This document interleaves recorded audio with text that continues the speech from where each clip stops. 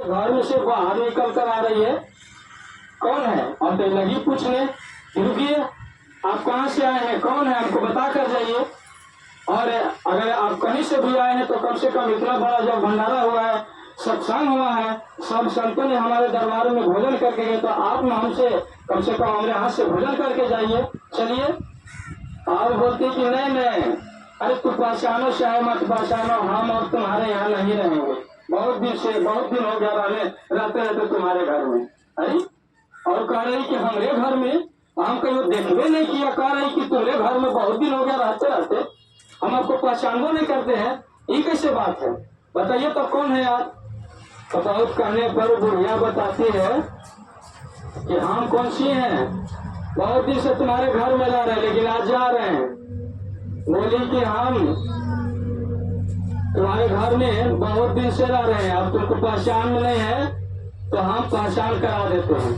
हम तुम्हारे घर में बहुत दिन से रह रहे हैं, कौन है हम दरिद्री हैं, दरिद्री। तुम्हारे घर में हम दरिद्री हैं और हम ऐसे प्रत्यक्ष रूप में दिखा कर नहीं रहते थे, हम अदृश्य रूप में रहते थे। तो बोले क्या रे हमसे तो कहीं भोजनों नहीं मांगे, हम तो आपको कोई भोजनों नहीं कराए। तो हम किसी का दिया हुआ भोजन नहीं करते हैं, हम भोजन करते हैं। कौन भोजन करते हैं? जो आगीलन किसी को ठग कर ले आता है उसी को हम आहार करते हैं। किसी को धोखाधड़ करके कुछ कमा के जमा करके रखा है, उससे अगर 1 लाख किसी को ठग के आके जमा कर दिया और उसके बाद देखिएगा कि अब 1 लाख से 2 लाख 4 लाख 5 लाख हो गया, लेकिन उसका कोई गारंटी नहीं है, क्योंकि 5 लाख टूट गया तो एक के 10 लाख घोट के हम बैठ जाते हैं, अब पता नहीं लगेगा। वो दरिद्री है हम, और वही हम खाते हैं। और किसान के घर में जब जाते हैं तब कुछ खाते हैं। और किसान लोग हैं तो कहेंगे क्या फला भैया, हाँ भाई कहा अभी कितना मकई भेलन हो नहीं बाबा, तो हुआ है अगर 50 मन, तो हो कहाँ भेलन हो, छोटा छोटा भुट्टा भेलन 40 मन तो भेलन नहीं तो कुछ हुआ है 50 मन, लेकिन पूछा कोई कि भैया कितना मकई भेलन हो, दो छोटा छोटा भुट्टा भेलन हो, खादे नहीं दे एक पानी नहीं पटा पानी हो, तो छोटा छोटा भेलन 40 मन भेलन, 10 मन गाय। वही जो कम बताता है, झूठ बोलता है, झूठ बोल के 10 मन जो बचाता है, वही 10 मन में हम रहते हैं और जितना मन करता है उसी में से खाते हैं।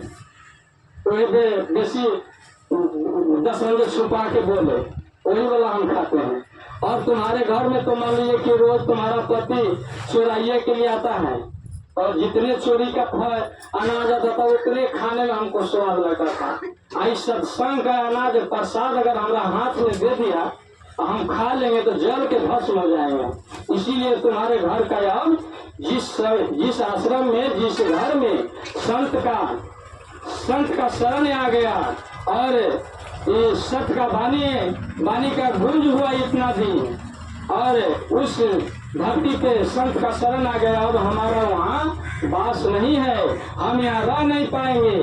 अब जहाँ संत का पैर पड़ा है तुम्हारे घर आंगन में, दरबारे में, वहाँ अब हम चल भी नहीं पा रहे हैं।